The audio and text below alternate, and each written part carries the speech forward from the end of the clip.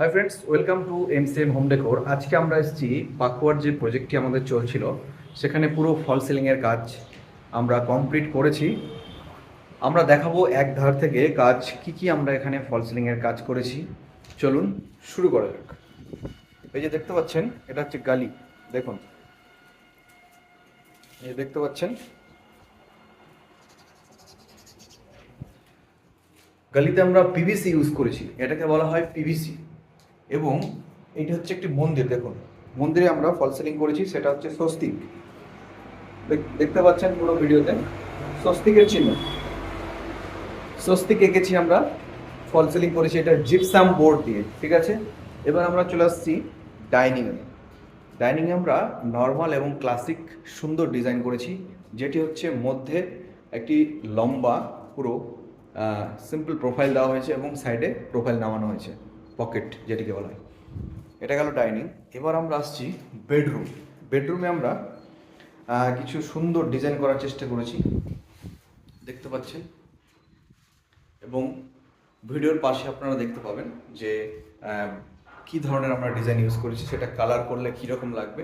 এটা আমরা বেডরুম থেকে বেরোলাম, বেডরুমের ডিজাইনটা এইরকম হয়েছে, দেখতে পাচ্ছেন। ঘরে ঢোকার সময় এইরকম একটা লুক দেবে আপনাকে, মধ্যে ফ্যান থাকবে এবং এটি কালার করলে খুব সুন্দর লাগবে। এবার কিচেনে আমরা পুরোটা পিভিসি ইউজ করেছি, দেখতে পাচ্ছেন কিচেনের ডিজাইন। পিভিসি ফল সিলিং বলা হয় এটাকে। ঠিক আছে, আপনারা এই ধরনের সুন্দর সুন্দর ফল সিলিং যারা করতে চাইছেন নিজের বাড়িতে, ঠিক আছে, যেখানে আপনি থাকবেন, বলা হয় কিচেনকে, যে আপনার কিচেন দেখেই পরিচিত হয় যে আপনার বাড়িতে আপনি কীরকম সাজিয়েছেন। তো আমরা এখানে কিচেনটাকে নর্মাল বাজেটের মধ্যে পিভিসি সিলিং দিয়ে, মধ্যে স্কোয়ার ডিজাইন এবং সাইডে প্রোফাইল লাইট রকেট দিয়ে আমরা ডিজাইন করেছি। এরপরে আমরা চলে যাব বাথরুমে এবং এন্ট্রান্সে পরে আসছি। বাথরুমে দেখুন, বাথরুমে যে গলিটা দেখতে পাচ্ছেন, বাথরুমে যাওয়ার পথে আমরা এই ধরনের পিভিসি দুটো কালার কম্বিনেশন ইউজ করেছি, দেখতে পাচ্ছেন খুব সুন্দর লাগছে। এবার আপনারাই কমেন্ট করে বলবেন যে কেমন হয়েছে। এবং যে মেন বাথরুম গলির পরে, সেটাও আমরা কম্বিনেশন ইউজ করেছি, এখানে লাইট দেওয়া হবে, দেখতে পাচ্ছেন এরকম একটা লুক। পুরোপুরি কমপ্লিট হয়নি, কাজ চলছে বিল্ডিংয়ে, সিলিং কমপ্লিট।